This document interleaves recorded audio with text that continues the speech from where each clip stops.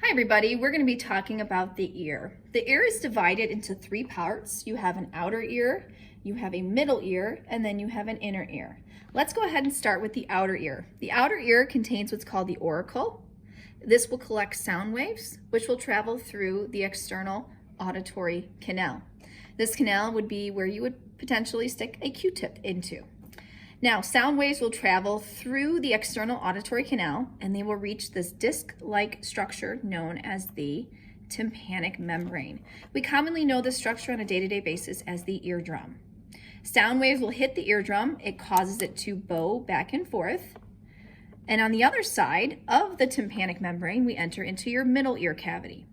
In your middle ear cavity, we have three small bones. These three small bones are the malleus, which is the more rounded one, the incus, which is the more triangular top to it, and then connected to the third one is the more kind of like a stirrup, like a horse stirrup. That's where its name is derived from. This is the stapes.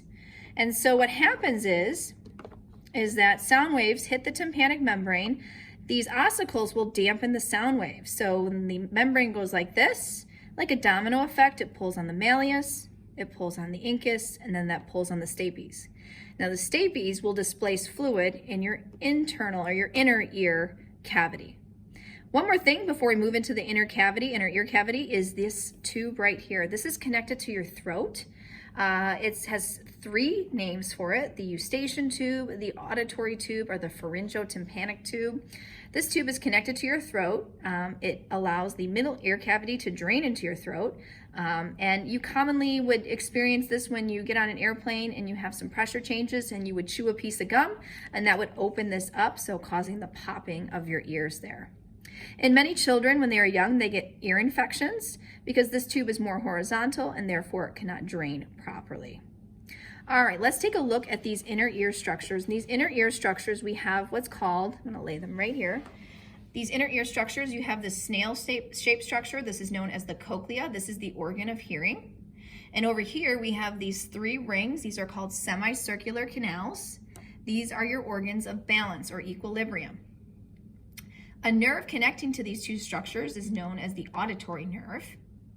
Now, we talked about the stapes right here. The stapes was moving from sound waves, and the stapes will displace fluid, specifically in the cochlea. And in the cochlea, there's little hair cells. And when the fluid is displaced by the stapes, the hair cells bend.